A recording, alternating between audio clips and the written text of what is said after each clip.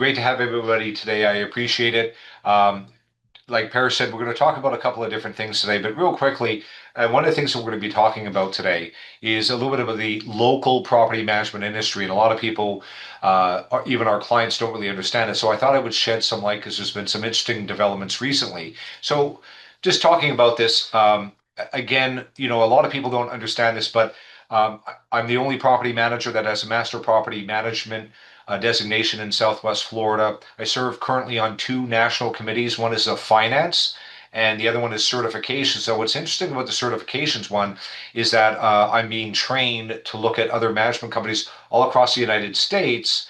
So that they can get their certification like we do here in Southwest Florida. So that's kind of exciting. So I get to work with the best in the industry, and I'm really happy to do that and help them out. I've been on the local property management association for 25 years, and you're going to find out why later. I became the president for the sixth time. So right now I'm acting president of the local Southwest Florida chapter of NARPM. So Red Force has been ranked by two separate institutions, third party, as the best property management company in Southwest Florida. We appreciate that. We're always trying to improve. And again, we're the only nationally certified company in Southwest Florida. So when we talk about what Red Fortress does and what we're doing, I always like to bring that into it because a lot of people, again, think that what we do is normal. And like I'll pass on to maybe a little bit later, some of the things that we do are not normal whatsoever. So real quickly, I'm going to spend about 30 minutes. And then also we'll take your questions, like Paris said, at any time.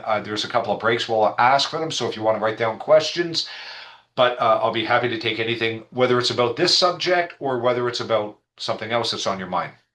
I'm always happy to help our clients and anybody else that's on this seminar. So where we're headed today, the next 30 minutes, first of all, we're going to talk about the rental analysis, what a lot of people like to hear. We're going to talk about the U.S. multifamily. We're going to talk about the single family, and we're also going to talk about the local area, what's happening as always. And then we're also going to, next up, we're going to talk about Red Fortress. What are we doing in this down market? What are some of the things that we're seeing? And I wanted to shed a little bit of light on what Red Fortress is doing to be successful. And then finally, a little bit more of the local property management industry. What's happening? What are we seeing on the ground? For me, I get to see it in a lot of different ways. Like Paris said, I'm a local landlord as well, just like you guys. I'm a property manager. I run a business. I'm involved in a local, state, and national association. So I hear a lot of different things. So among other things, and I belong to other groups as well. So I thought I'd share that with you in the last segment. So let's talk about first the rental analysis. We always start off with a little bit more of like what's happening with the real estate investment right now, or basically what's happening with our real estate values. So for most of you that have been here before, and I see a lot of familiar faces, it's great to have you. So again, I'm going to point you right here to this map over here, the Southwest Florida, and you're going to see that right down here, we're sitting at around maybe 4 to 5 or 6%. This chart here of the nation talks about the year over year real estate values. Okay, so and they're also talking about the negative, either at 0%, like we see over here with that lighter tan. As it gets redder, you see more negative. So again, we're still seeing some slippage. Austin, Texas, as well, has had some tough times like we have in Southwest Florida. So that's the first thing. And another thing that's going to kind of put us again, unfortunately, on this map is they did again with Reza Club. Came up with this graph. So again, it's comparing July of 2025 to July of 2026. Okay, year over year, what was it like compared to last year? And we're in three of the top 10 in the nation for home values going down, right? So we see Punta Gorda, which has been the favorite one, normally finishing first or second nationally. Then right behind it, Cape Coral and Fort Myers, you see that's at a -4%. Punta Gorda's at -4.4. And then all the way down here, you have Northport, Sarasota, Bradenton. That's at minus close to 3%, 2.73. So that's again year over year. So the value's declining in Southwest Florida. Now, congratulations to Kentucky. They have now managed to take over the top spot year over year. Normally it's been Texas and Florida, but now for some reason Kentucky is starting to come into the mix. That was kind of interesting. So when we talk about next, the increase in sales price. So in other words, we've been looking at property values going down.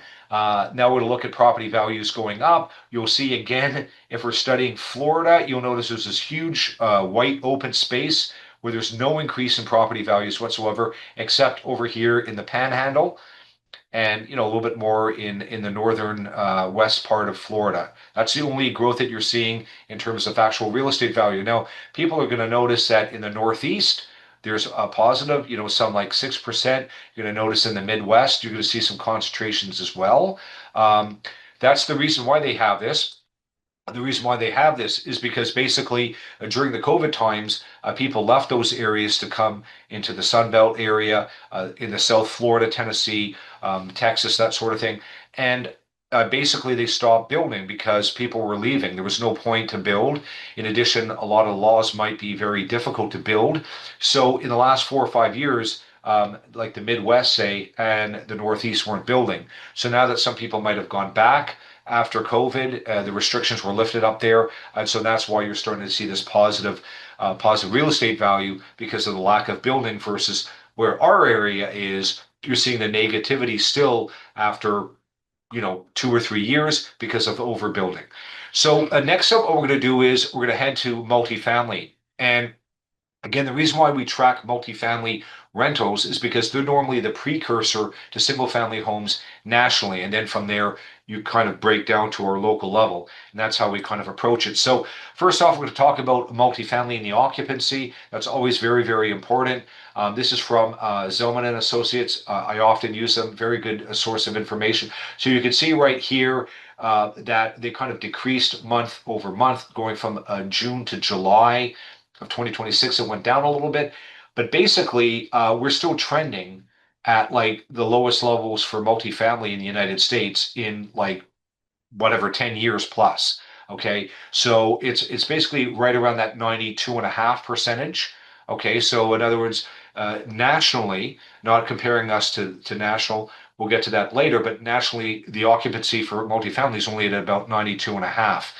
And again, when we look at the multifamily, what does that do for a new move-in rent growth? So what this graph looks at is what happens when somebody leaves, say if the property was at $2,000 a month, when they leave, what do they put the new move-in rate at for the rent? And you can see again that they actually talk about it going into the negative, but basically the rental rates of new move-in, more or less for the last 2 to 3 years have been flat. There's been like at one point, maybe like for one quarter it was up like maybe a half a point, but you'll see in some quarters it's down -2%.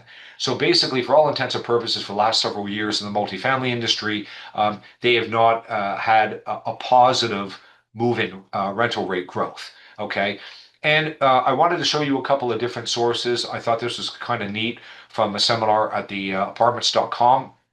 So they were talking about the multifamily buildings. So again, we've talked about oversupply, say, building in Southwest Florida with single family homes and a multifamily. This was kind of interesting getting their take at the national level, where you could see that the number of demand is starting to trickle down. Okay, so the building is starting to slow, and this is what they talk about normalizing, where what they're saying is that they're not building as much because demand is slowing. Okay. And then when you look at again what they view the occupancy rate, I thought this was another interesting graph where they say that the national vacancy rate is kind of plateaued at again, they consider it 8.5%. That would be approximately 91.5% occupancy nationally, but they're saying it's plateaued. And you notice that this has gone on for over a year. Okay, so for over a year, they've still had high rates of vacancy at the multifamily industry. And then I thought this was kind of interesting. So when we talk about our area, like we are going to later, they were talking about the concessions used in the multifamily industry. And again, they're a little bit more notorious for offering specials. Than the single family home industry. And again, remember, this is normally the trend that you see multifamily does it, and then later on the single family industry might do it nationally. But you can see here the concessions, the lowest time that they had concessions was during the pandemic. About 7% only of people were offering concessions back then. Now we're up to 40%. It kind of dipped a little bit from the high previously of 44%, but there were a lot of people nationally giving concessions in the multifamily industry. And again, how does this affect things? Well, we're expecting that the new supply, just like the demand is starting to go down, like I showed you a couple of slides earlier. Now they're talking about the actual building is starting to come down at 421,000 units only, projected for 2026. That's down from 2025, where it was about 525,000. So 100,000 less this year they're building, and then up from the highest level, which was almost 700,000 in 2024. So there was a lot of escalation, and now they're starting to pull back on the multifamily. So having said that, we'll take a break right now. There's a little bit of data for you guys on the multifamily and the real estate values nationally and also in our area. Any questions, Parrish, or anybody else have We a have a question I can take? question from Richard. He was asking, how do you challenge the county appraised market value of your property if you think that they're appraising it too high or too low or things like that? How do you make it Yeah, that's yeah. Thank you, Parrish and Richard. That's a great question. So let's talk a bit about how they actually derive those values. Okay, and I specifically know this information, and not just because I've been doing this for a little while, but because I was at the same desk back in 2005, 6, 7, 8, 9, when the market just went terrible, right? And so what happened was in 2004 and 5, you had this huge escalation of value of properties, like, 25% year over year. Your property went from 300,000 to 400,000. People are like, this is great. We had all kinds of real estate investing, and then all of a sudden it plateaued around 2005, 2006, depending on your area, and then it came crashing down. And during this time, people were like, well, wait, like my property doesn't isn't worth 400,000 anymore. Why is it being valued that? It's more worth 300,000 or 250,000. And the reason why is because they first of all go by calendar year. So when things go up and then things go down, they take that calendar year, what happens in January and what happens in December, and it has equal weight. So what that means is if somebody buys a property in your area for say 400,000 in January, then the market goes down, and then somebody buys a similar house for 300,000 in December of that year, they consider it even, and it's kind of like measured at 350,000. So as we start to go down, very often the value of our properties don't slide as fast as we want them to in a down market because of that, those previously bought homes.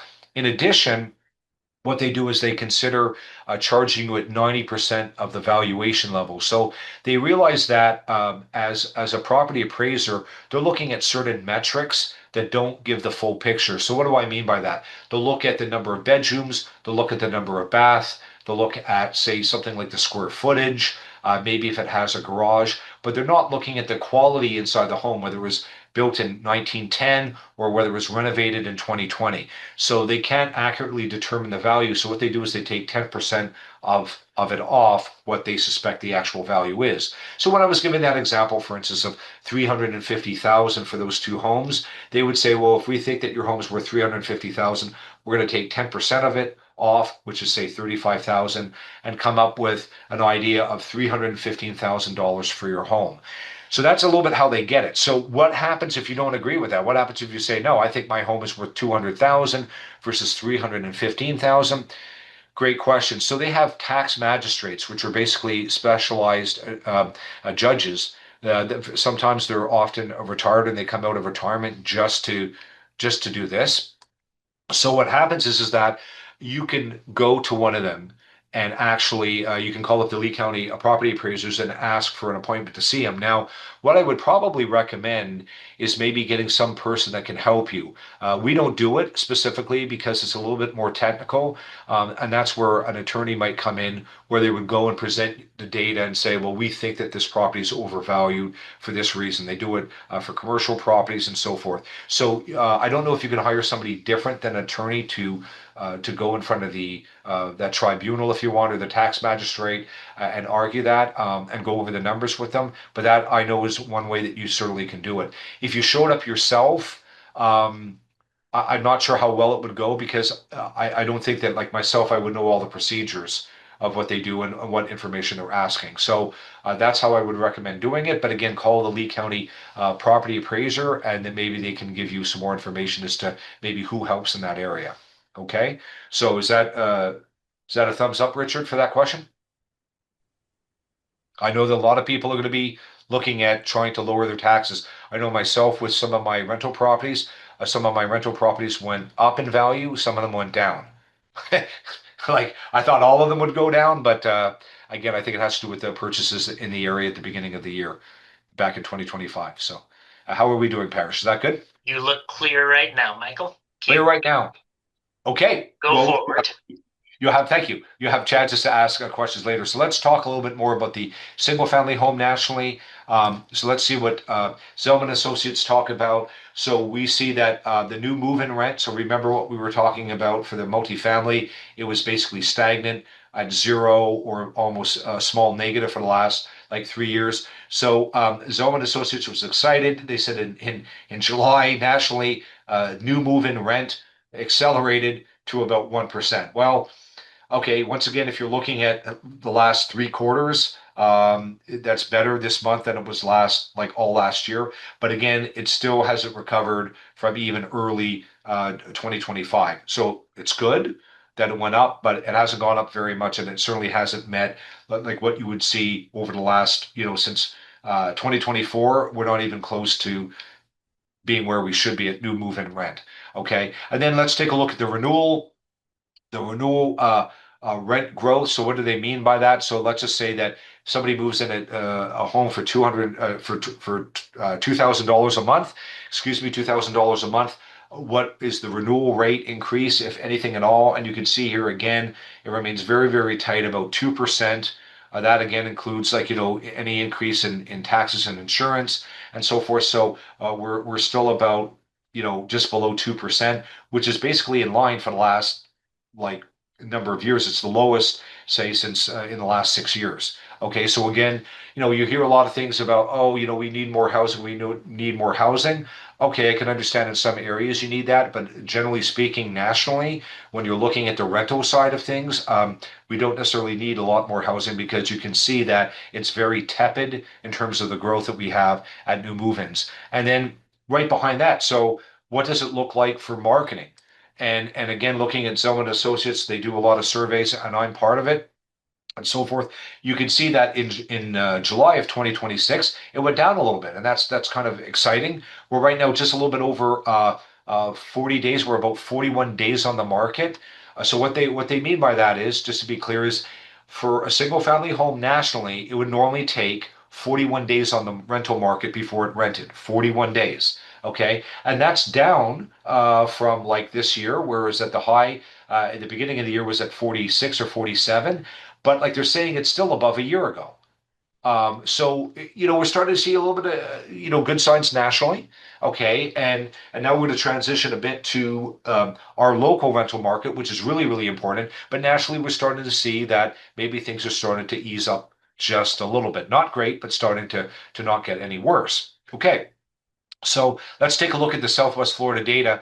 And I wanted to do something. I want to do year over year, meaning July of 2025 to July of 2026. And then I wanted to also talk about what was happening at the beginning of this year. And when we talked about the beginning of this year, I said, well, we could have some issues specifically in Southwest Florida because there were people that might, for instance, put their property up for sale, knowing that in December, January, February, and March, a lot of people might buy it, right? It's our busy season when a lot of people come down from up north, maybe looking for a second home where they're trying our area for the first time. So sometimes people take their property off the rental market with the hopes of selling it. So I was kind of concerned, hey, what do the numbers look like? So I threw this together for you guys. Don't worry about it. I'm going to describe it again in detail. So when we talk about this data, I'm first of all looking at three-bedroom, single-family home or townhomes. I'm not looking at three-bedroom condos, and I'm not looking at three-bedroom apartments because that's kind of a little bit of a different segment, okay, of the market. And three-bedroom, single-family homes or townhomes are arguably the most desired portfolio inventory that a person would want. Okay, so more people want to live in a three-bedroom single family home than say a three-bedroom condo. Okay, it's not that there isn't any demand for the condo, it's just that more people want it. So if you're looking at the supply and demand ratio and what's happening, you want to go to the single family home, which is where most people want to go. Again, we break it down to Fort Myers, Cape Coral, Lehigh, Port Charlotte, Naples, and Bonita Springs. And again, the first category here is July of 2025. The next one here is July of 2026. And what we do again is we take each city and we break it down by the total number of three bedrooms, and then we break it down into smaller economic bites where what's on the market for $2,000 or less rental rate, and then 1,700 or less, the supposed low end of three bedrooms in this area throughout Southwest Florida. So when we look at these areas, we're starting to see some actual good signs year over year. So what do I mean by that? Overall, when you have a lot of three bedrooms on the market, that's normally a question of oversupply. So when the numbers start to get smaller, that's where demand is hopefully catching up with the supply of the three bedroom rental homes. So here we see in Fort Myers, we see some very good news. We see, for instance, 739 rental properties, three bedroom, that were available in Fort Myers in July of 2025, and now it's down to 542, almost a decline of 200 rental properties. That's exactly what you like to see if you're trying to rent your home, right? If you're a renter, maybe you don't like that quite as much because there's less to choose from and things will be more expensive, right? Okay, but we also see these two categories, which are also key. They're just as important, if not, as the first one. Okay, so when you look at these second categories, these 700 properties will eventually go into this category, which eventually will go into this category. And why? Because if somebody's not renting their home like myself, I'm going to continue lowering it until I rent it. Most people are not going to wait 8 months for the property, say, to catch up, or the market to catch up for the rental asking price, any more than you would maybe wait a year for somebody to purchase your home at a sales price that might be, say, too high for the market at that time. Okay, so as these numbers increase, this is natural.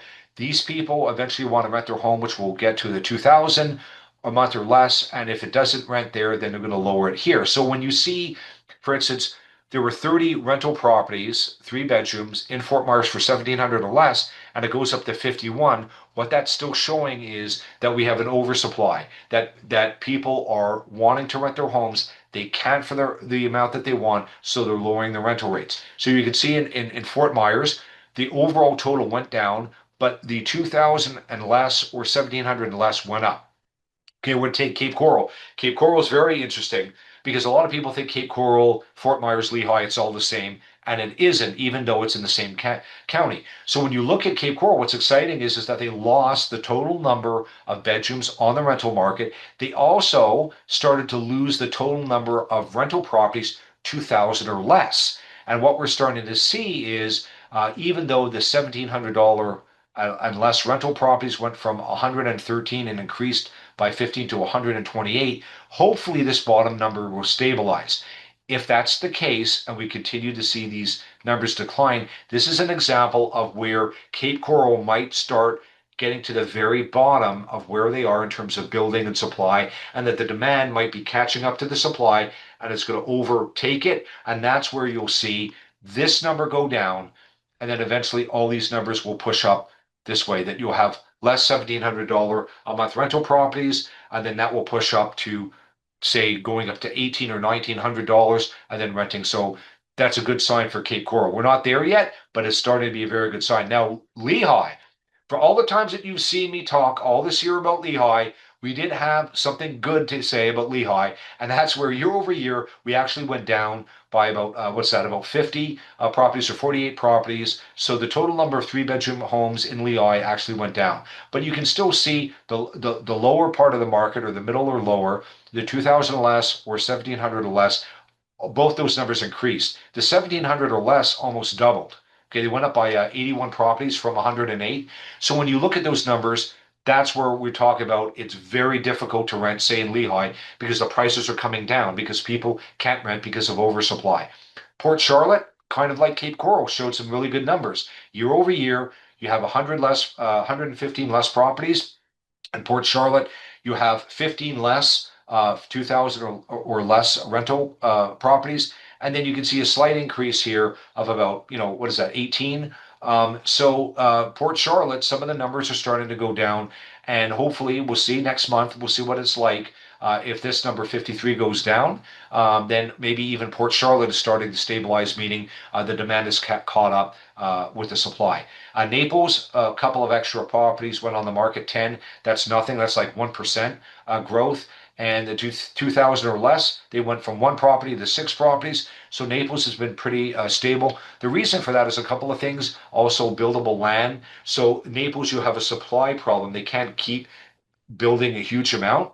Okay, unless they open up a lot of areas. That's what kind of keeps that market in check. And then Bonita Springs, they actually also had lower three bedrooms available, 219 versus 184 now. So that went down, and they had one property that was a three bedroom, 2000 or less, is up to four. So not a real big change. But again, I just wanted to show you this final category in January of 2023, and I won't spend too much more time on this, but I want people to understand the numbers because the numbers won't mean anything if you don't understand a little bit of the methodology behind it. But you can see even from January to July in Fort Myers, the number of three-bedroom homes went down by over 100. Okay. And you can see even these numbers of the 2000 or less and the 1700 or less went down. So in the last 7 months, there's technically been a smaller amount of available three bedrooms in Fort Myers for rent. That's a good thing. That's when eventually the rents might start coming back up to offset any type of insurance increases and property tax increases, let alone the maintenance costs, right?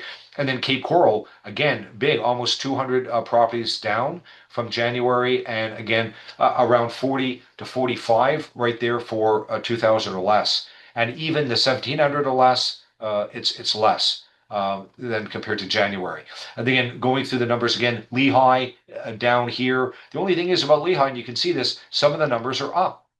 So in the last 6 months in Lehigh, the number of 2,000 or less rental properties and 1,700 or less rental properties, they're actually increased in the last 7 months. So again, this kind of bucks a trend a bit in Fort Myers and Cape Coral. Port Charlotte, the numbers are down all through all three categories. That's good. And then obviously Naples, they didn't have a lot of change to begin with, so they're down a little bit, and also Bonita Springs. So just want to go there and that, and then also I wanted to work on the lower end to show you what's happening here in Southwest Florida. So when we look at how low is the rent in the rental market, I want to see, well, if things are starting to change at the three bedroom level, what happens when we look at, say, the one bedroom? And I am going to include condos, I am going to include apartments, because what is it that people are seeing at the lower end? And so you can see right now in July 2025 versus July of 2026, you can see that like in Naples, the lowest rent was similar to about 1,200. In Bonita Springs, they didn't really have anything, one bedroom available anymore. They only had one, a year ago today. Now they're down to zero, so that's down. When you look at Fort Myers, kind of like the lowest rent went from 800 to 895. But again, you're seeing the number going from 112 that you can rent to 159. So like when we were dealing with some people, like a client that we had with a multifamily apartments and that, they were like, well, it's a two bedroom, one bath. I think I should get X amount for this. If it's a small two bedroom, one bath, for instance, when you're looking at 159 units available, that's a lot. And so that's why there's still a lot of competition even on the lower end. So it doesn't just happen at the three bedroom level. I just wanted to show you what's happening at the one and two bedroom, the lower part of the market, where it's a lot more affordable for people that are, say, living by themselves, and what can they afford. So if you have $900, basically, you can get a fair amount of properties. But again, the 159 properties represents like $1,500 or less for any type of unit. Cape Coral, it stabilized year over year from 113 to 115 units. Lehigh Acres, and again, this is another sample showing how difficult Lehigh Acres is to rent. You have 48 units that were $1,500 or less. Doesn't matter what unit it was a year ago. Now it's at 113, so it more than doubled. right? So again, when you have, say, $1,500 in Lehigh, you can choose over 100 different places to live at. They might not be three bedrooms, but you still have a lot of selection. And then Port Charlotte, they also went from 25 properties to 39. So that's kind of bucking a trend where we saw some of the three bedrooms coming down, where the demand was starting to outstrip the supply. On the lower end, Port Charlotte, we are seeing that there's a little bit more supply than normal. And just if you want, maybe Parish, I can take questions right now on that because I know it's a lot of information. But having said that, I was going to show you something about what happens with renters and the possibility of them eventually buying again. And I thought I would share some stats for each of the three counties, which I thought was interesting. But Parish, how are You're we doing for clear. questions? You are clear in the chat right now. Clear? Anything else? Because you'll have more time. Okay, so any questions that I'm saying to you, if you want me to summarize, that's great. I can do it at the end.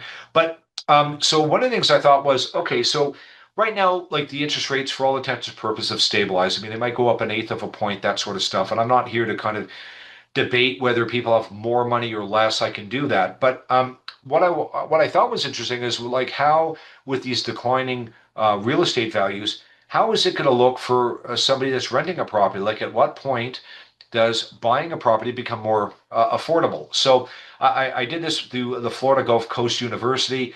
They send out something every month, and I wanted to show you, and you're like, oh my gosh, not another graph, but this one's kind of a cool graph. Okay, there's not that much data. Okay, so what this talks about is the Housing Affordable Index. Okay, it's from Florida Gulf Coast University, a local university here that does some real estate facts. And what they're talking about is people say buying a single family home, and the 1.0 index is kind of like the basis where they say when you're supposed to have, say, 30% of your gross income heading towards housing. So they applied this and said, well, how is it that if things are getting expensive, it's going to go below one for the average person, and if the properties start going down in price, it makes it more affordable for somebody to buy it, and then it becomes more than one. And like the biggest thing I can show you is when you look up here, and this is for Lee County, when you look all the way up here, like that 4.5 to 5,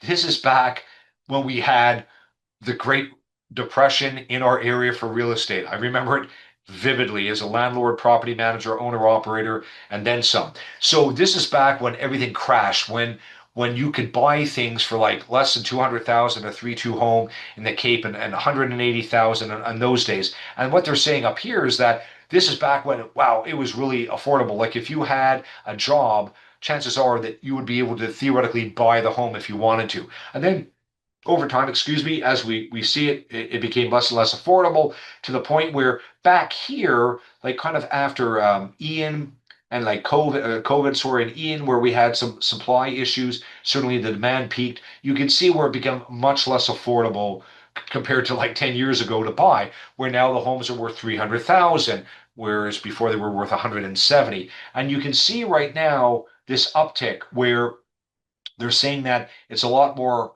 affordable for people now to be able to buy a home. That doesn't necessarily mean that people are going to buy. It just means that theoretically, if you're a renter, it's becoming a lot easier for you to buy compared to say like a year ago. And you can see this kind of going up at an 80% angle. So I'm going to be tracking this over time and sharing with you because what happens if you have a really good renter? Eventually, they might say, "Hey, the home prices are down. Let me see about buying a home." Okay. Now, next we're going to go to Charlotte County. What does it look like in Charlotte County, Punta Gorda, Port Charlotte? Maybe you can extend it into Northport, even though it's a different county. You'll see the same thing happen. This peak. You also see a very big peak here. Okay, then comes up here and then it slides down here. Again, we get to the kind of the COVID era where there's an uptick and stuff like that. You don't see this quite as big as Lee County, but again, you're seeing that this is a little bit more affordable, maybe not quite as high of a rate as Lee County, but it's still 1.5.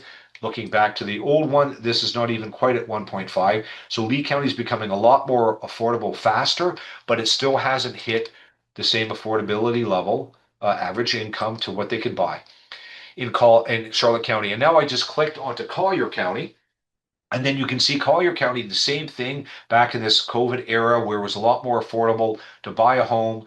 We see a decrease. And then all of a sudden, as opposed to Lee County and Charlotte, you can see the negative. It goes below. And for those of you that have followed some of my videos on Zoom, where annually I normally go to the Fed down in Bonita Springs where they talk about this, this is exactly what they were talking about, where people in Collier County for the last couple of years needed not 30% to be able to buy, but like 45 or close to 50% of their income to be able to buy a home. And what that looks like is it's not affordable. Okay, so if somebody's making, 100,000 a year and they need to be making like half their payment towards their home, they consider that not affordable area versus, if they say only needed like 30,000 to be able to buy from their like 30% of their gross income.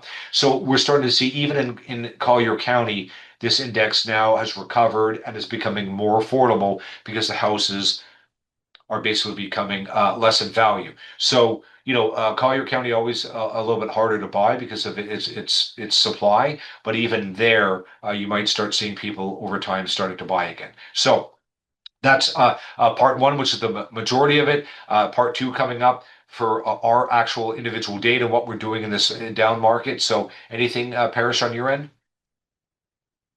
Still looks clear in here, Michael. Still looks All clear. good. Okay, we're gonna push on. All right, so here we Push go. up. Part two. We're gonna talk about Rent Fortress data and some updates on what we're doing. So first thing I wanted to point out was that we've talked about Lehigh Acres, and we rented last month, if memory serves me correct, it might have been six actually. We rented five properties in Lehigh, which is the toughest market. So when people are saying like it's a down market, I don't want people to think that nothing is happening in the market. It just means that you have to be flexible with the rent. Okay. And also, one of the things that we've been noticing, and I'll get to it in a second here, is that some of the AI processes that we're using, that's artificial intelligence, using a software, it is working and it works very well with texting. Okay. And we'll show you with some of the numbers in that. And the reason why this works versus like AI in general is that when renters are looking, they have a lot of choices like we've shown you. And as Parrish would talk to you from the operational side of things, in our software, a person doesn't normally just say, "Oh, I'm interested in this one property in, say, Fort Myers." They might list four properties in Fort Myers, maybe something in an association, and three other like single family homes or something like that. So they have a lot of choices, and with people that have like a lot of information coming in and bright shiny objects in front of them, follow up is key, and that's one of the things that we've used with our new system to great effect. So what we look at with our numbers here, and these are our numbers that we share freely with people, is that we have right now in the month of August, and again, we have another week to go, but we will move 15 people in the month of August. Now, we had 15 applications, a little bit down from the previous August, but this is where we had a whopping 37 in July. And what that means is when you have that many applicants, sometimes the people are going to be moving in to August, meaning they might fill something out on July 20th. They get approved and they move in, say, August 1st or August 4th. Okay, so we've still been moving in, and this is our second best month at move-ins total wise since January. So it's been very good, and we've been moving a lot of people in. And part of the reason why this is not just the new program that we spent investment on to make it better for us to rent your properties and mine as well, but also because we do more advanced marketing with Zillow, Trulia, and HotPads, that one group, as well as apartments.com and homes.com. Those are the two biggest people for rental listings in our industry. And just to show you what it means when you have advanced marketing, I wanted to show you something from apartments.com, which I thought was telling. And again, this represents apartments.com leads, and that also is homes.com leads over the last 30 days. And I kind of put my cursor over here so you can see in blue, they show like the number of phone calls per day. Emails are in green, and applications are in orange. So, in other words, because of the advanced marketing, what we saw was 89 phone calls over the last 30 days, or in other words, three calls a day from apartments.com. Now, it doesn't necessarily mean that the people are going to take that property. What it means is that we are getting a lot of traffic, and you need that traffic before somebody will actually rent a property. Because again, what starts to happen, we'll see it on the next slide, is that not always when somebody goes to tour a property are they going to fill out an application. And this is much different than what happens in a regular market where normally when somebody goes to see the property, they've kind of researched it, they've looked at the photos, where it is, and then they go and they say, yeah, okay, this is cool. It's what I thought it is, and they put in an application. Today, they have a lot of choices, so they might go to a second and third property. We had one person, for instance, that saw a property. They were going to see other properties and waited 2 weeks before they said, you know what, we're going to go with the property at Red Fortress. Okay. So that's starting to happen in a down market. So again, that follow up with the new system is very, very important with texting. And I'll show you what that kind of looks like from our end. And when I talk about the AI helping us, you can see that, say, for instance, this one property, this is the property that had the most hits in the last 25 days. They literally had 56 um, 50 hits. So like two a day. And you can see that Zillow accounted in this case for more than 70 or 70% of it. Now, a lot of people get excited. They say Zillow is huge and that, and they are no doubt the biggest person in the marketplace. But apartments.com, I've seen on a lot of other properties actually lead Zillow. So it's a little bit of you want to do both, is the way I would tell it to you. And one of the things I wanted to point out was this cross sell aspect. That's what I mean by the AI helping. So when somebody says, "Hey, I'm interested in this property," and then they kind of like they forget about it or their life takes them away from it. Well, the AI in our program and the way we've set it up is going to kind of ping them, "Hey, are you still interested in seeing that property?" And then it might ping them again, "Hey, is there something else maybe that you're more interested in?" And it starts to ping them. And that's what this cross sell is referring to, where 6 times somebody might have been looking at another property. They didn't kind of pull the trigger on it. And so they kind of directed them to come over here, okay, to this particular property. And then just to give you another example of what it might look like, again, you see Zillow, you see the cross selling, that AI stuff, you see apartments.com. So like the cross selling on apartments.com equals almost the Zillow for this particular property. Then you see rent.com, others, realtor.com, all of this helps try to build and rent your property. So the new program, I would say, and maybe I can get Parrish's comment on this because he does this day in and day out with the property managers, and maybe unmute yourself, Parrish. But I think the new program's working real well for our clients. What would you say to that? I would say that's definitely correct. The PM sometimes have complained that we're getting too many leads through the new system. So that's one. Daniel, our Lehigh property manager, has been saying that he gets so many leads that he doesn't know what to do with all of them. Right, and it's He's been renting out a lot of, as long as it's priced right. Daniel's been doing a really good job on those Lehigh properties.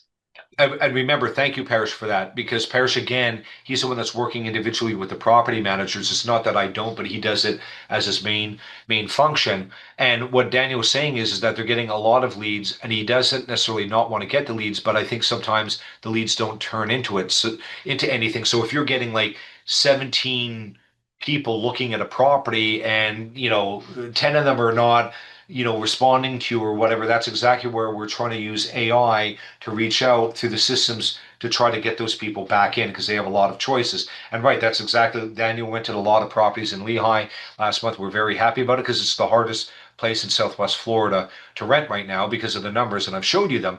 And so again, we can rent a lot of properties like anywhere in Southwest Florida. The question is the price point. That's the biggest factor right now because of all the competition. Now, not only do we have that going on, but I did want to let you know that we have a new system coming in. For some of you, it's going to be done automatically. And we're going to be using more professional photos, but not just professional photos for our vacancies.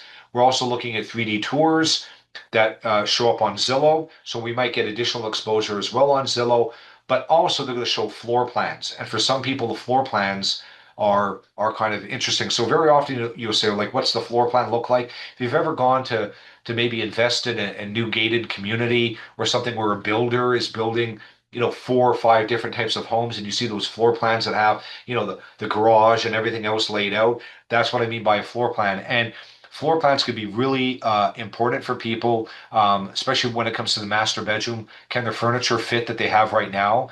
So they don't want to move from one spot to another, and all of a sudden their furniture that they love in the master bedroom doesn't fit, right? As well as other bedrooms. So that's coming. So again, in the down market, we're doing everything we can to rent your properties. That's the next step that's happening. We're investing in that as well. So more on that coming in the next month or so. But for some people, they're going to see it as early as next week. Okay. So the final point, Paris, do we have any questions on that and some of the updates that we're Yeah, doing? I'm pretty Richard excited actually about it. was asking when you were on the Lehigh part, like Yes. rents for Lehigh in particular, like what's some targets to do for different sizes in Lehigh? Yeah. So great question. So What were the whenever rents we in deal Lehigh? with rental rates in Lehigh, okay, there's a couple of different things. So one is what does the inventory look like around it? So Lehigh is a pretty big place, just like Fort Myers and Cape Coral, right? So you can be like right smack dab in the middle of Lehigh. So what does it look all around? Do you have like 10 properties for rent that are say three-bedroom single family homes and so forth? Do you have two? So that first of all has a big effect on it. How many other properties around you are for rent? The other thing is also the location. So like for instance, you could be in the east part of Lehigh versus the west part of Lehigh. And depending on the person, if they work in Fort Myers or if they work in Naples, they want to be more so closer to the western side of things typically. I'm not saying that people won't live in the east part of Lehigh, but that's a little bit further away from things. So that's also a big thing. Another determination of the rent is whether it's a single family home versus a duplex. And does it have, like, say, a 3-2 duplex that has, say, a garage versus, a single family home that is a 3-2 that has a two-car garage. All these have an impact, obviously, on rental rates. So I think that if we looked on the website, I know that Daniel has been renting some of the older 3-2 duplexes. I think, and again, Parrish, I might be wrong. You can look it up on the website, but I think around 1,400. Depending on the age of the 3-2 home and where it is, it could be more in the 1,600 range. And that's where you're starting to see, like if you look at the numbers I showed you, a three-bedroom 1,700 or less, you have like 119. Now, again, those are all scattered throughout Lehigh, and they develop, they could be different sizes and so forth. I know that Daniel and Parrish, correct me if I'm wrong on this one, but I think he was listing a 3-2 home that was really nice in Lehigh for 2,200. So there's a big range. But here's the thing, as a client of Red Fortress, I know that we're renting properties, and my property that's not rented, say in a month, I lower it. I lower it because I know that there's an exposure. If we're renting between a quarter and a third of our properties every month, I know that's not lack of exposure in a down market. It's because there's so much competition that typically it has to do with the rental rate. And if you're not, Richard, getting just like any other client on this call, if you have a vacancy and you're not getting people to look at it, then it's a price point because it has nothing to do with whether the property smells nice or anything else. If nobody is looking at it, it's the same thing. If you put your home on the market for $1 million and nobody bothered to even come see it, it's probably because not of the photos because the price is too high. So speak to Daniel for your individual property. But again, everybody should be getting, if you have a vacant property, you should be getting one of these types of emails that are prospective, vacancies and what's happening with them. And please, every time you get them, if you have questions, reach out to your property manager. They will let you know what they think they can rent it for because they're doing it day in and day out. And they want to rent your property. They don't want it sitting vacant like you. And, it's 60 days now. You think like we're doing something wrong. So, does that answer your question, Richard? Maybe give a Paris a thumbs up. But again, guys, we see it all over the place. Yeah, we can rent properties. There's no doubt about it. It's just the competition from other people. That's all. So I hope that, and again, if not, think about your questions at the end of it, because I'll get into part three. And this is where it's interesting. You should ask this. Again, what we're doing things differently as Red Fortress and Parish and the property managers know that, like, our goal is to improve our service. It doesn't matter whether it's a down market, but like, how is it that we can do this when the rents are sliding? Because obviously, if you thought about it, if we manage, 560 properties and it's a down market and lease renewals are say the same or down, the rental rates that we're offering our properties are down, how is it that we're investing so much in technology, whereas wouldn't we be pulling back? And that's a little bit of what I wanted to talk about today. um, with the local property management. And you might know friends that have other property managers and that. And I wanted to talk to you a bit about what's happening in the industry as a local now president of the industry. So it's okay. There's a lot of things here, but this is going to be a very simple graph. So there's a very simple principle called the 80-20 rule, Loretto law, that talks about 80-20 that happens in most in nature. And it's amazing because like they'll say something like 80% of your clients give you, say 20% of your income, or 20% of your clients give you 80% of the income. Or you can apply this rule, generally speaking, to say professional athletes. 80% of the athletes make 20% of the team salary, and 20% of the athletes make 80% of the team salary. Pitchers or hockey players and that sort of stuff. And it's amazing. And this 80-20 rule, I thought about it more and more over the years. I wanted to bring it out today and say, well, let's talk about if you lined 100 real estate agents up in the state of Florida, what would the 80-20% rule look like for property management? Now, let me give you a couple of caveats. First of all, you need to have a real estate license in the state of Florida to do all aspects of property management. If you don't, like say, if you work at the front desk, you cannot do all functions of a property manager. You could do some, but not all. Okay.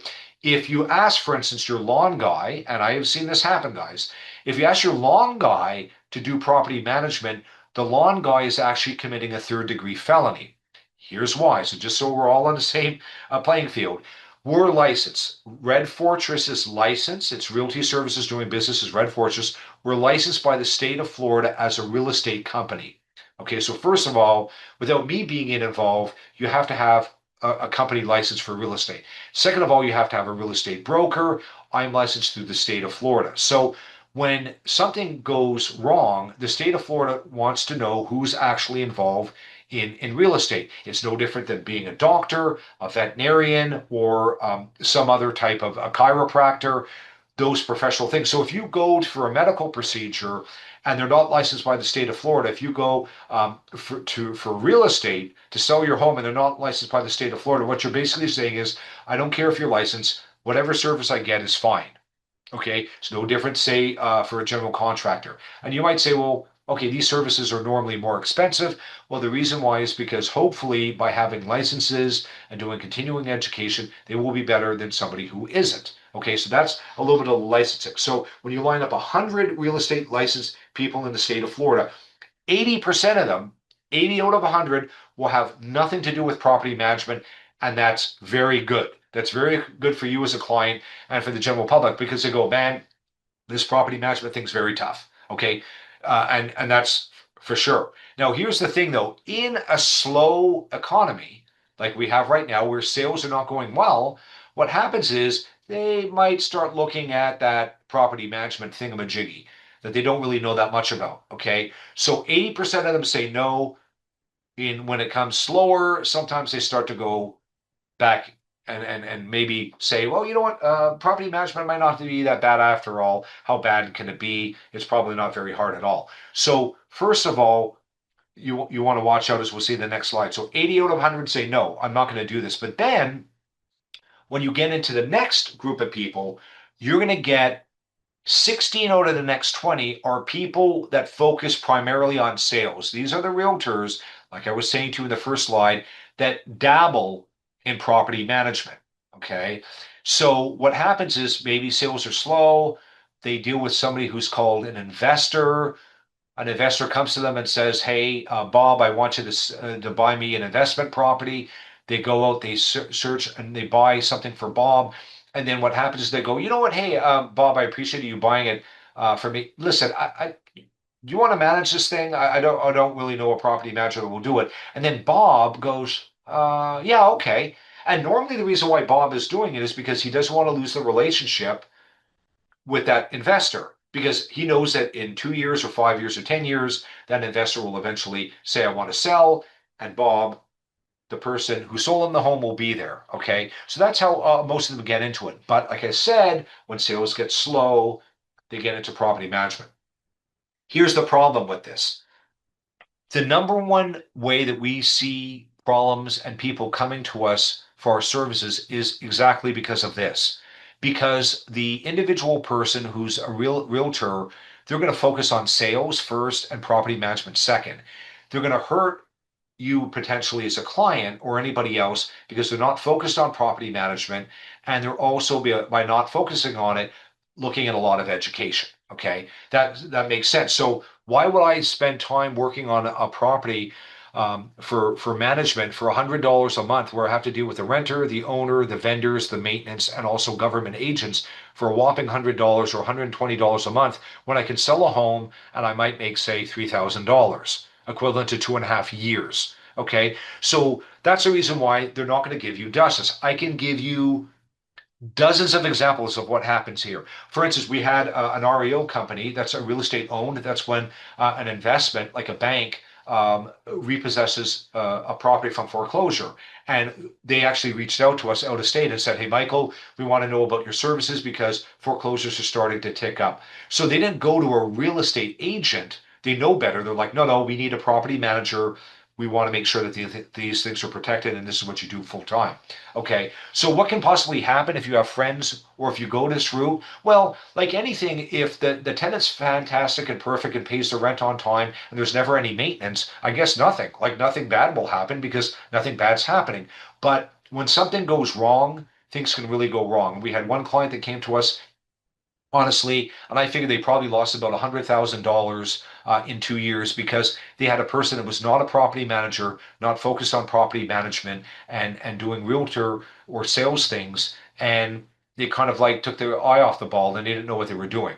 Okay. And so this type of thing, again, when people are looking at, hey, it's a down market or my property's not selling, most people don't understand it, and I wanted to explain it to our clients today what I see. We had one company, for instance, that was doing property management and literally said, "You know what? We're not going to do it anymore. This is terrible. Trying to rent a property in this market is terrible, and it's very difficult, and you have to invest all kinds of money." And they literally interviewed, a lot of companies in the area and chose us. Okay, so this is the second part of the 80-20 rule. What happens with real estate agents do property management part-time?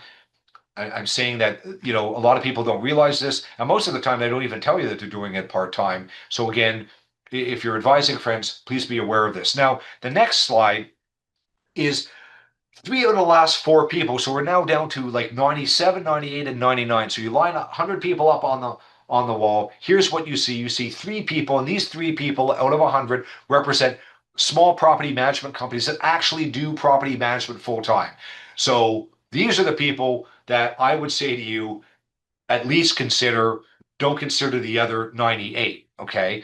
If you were advising anybody in that, and we'll get to the final one in a second here, and they can have great service, but here's the issues that I was talking to you about before. In a down market, they don't necessarily have the resources to continue to improve. And it doesn't mean that their services are poor. In fact, maybe you can reach them on weekends and stuff like that, and they're more of a personal feeling.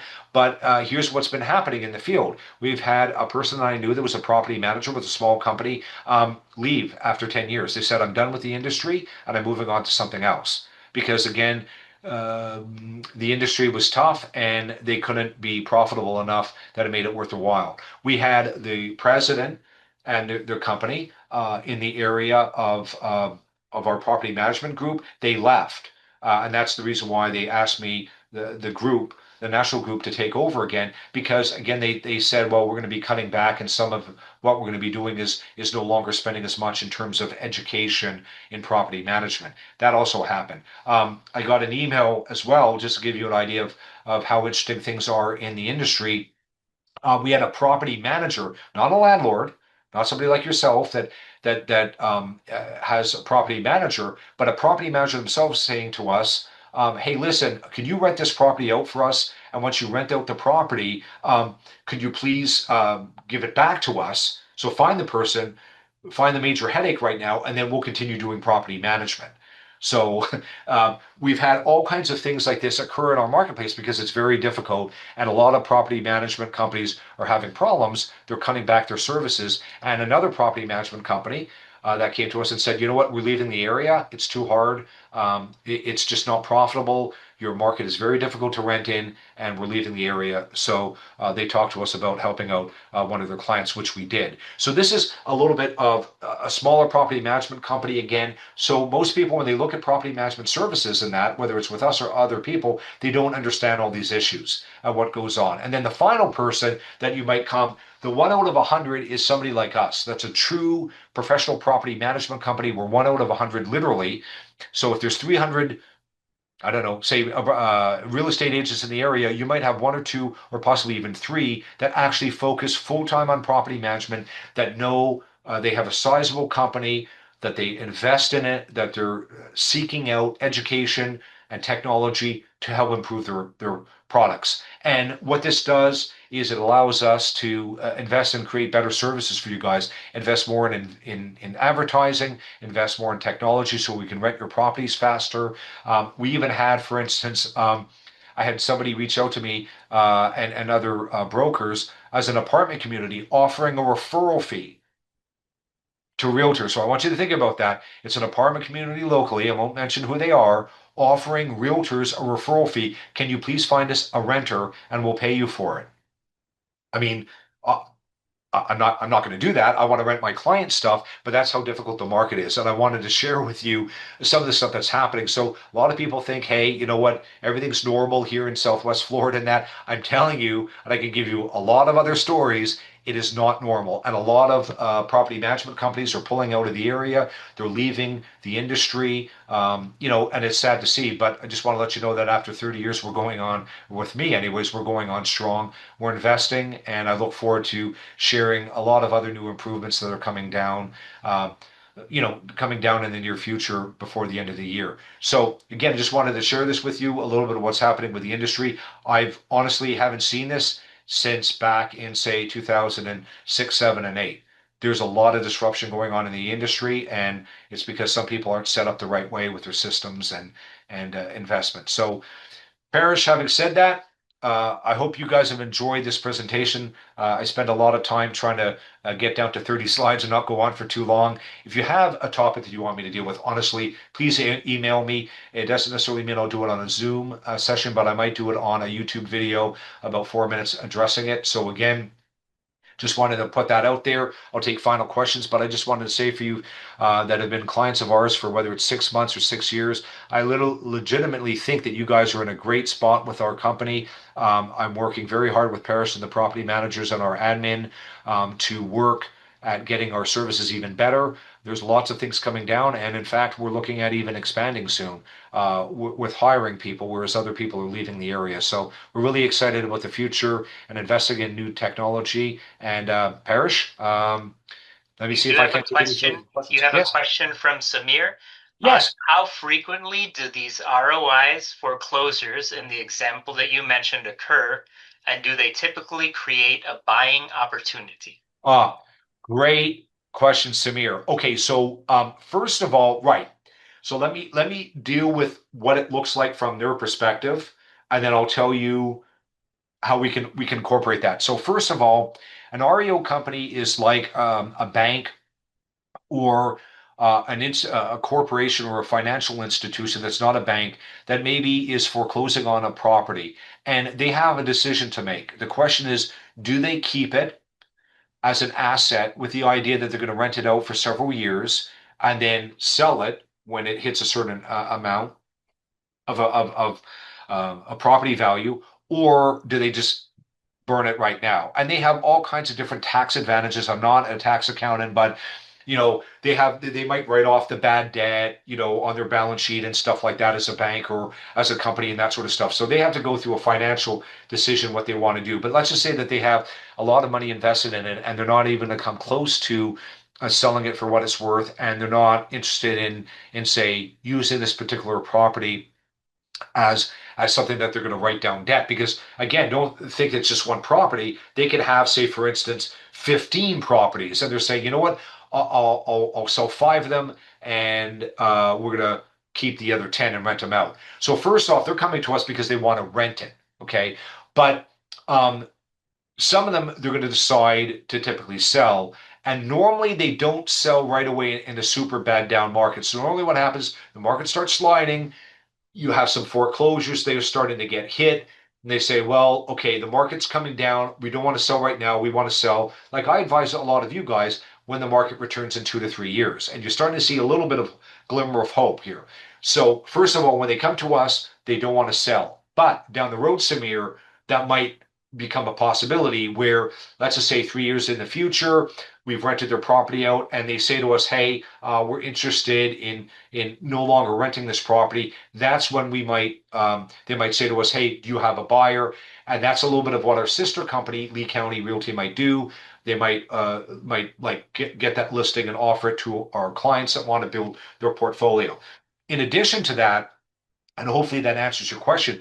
But right now, Samir, obviously there are a lot of people that are starting to have financial hardships. I can't blame. I mean, listen, if your property is renting for $2,000 a month and now it's only going for 1650, depending on when you bought that property, yeah, that there's some severe hardship that's going on. I mean, if the property's free and clear, you're able to weather the storm, but a lot of people can't. So there's also that possibility that if you're interested in improving your portfolio, then let us know because it could be not just with REOs in the future, but right now. And I've suggested to people that if I were a person that wanted to buy in the marketplace, I would certainly be doing it in the next 6 months to a year because that's really when things are going to get to the very bottom.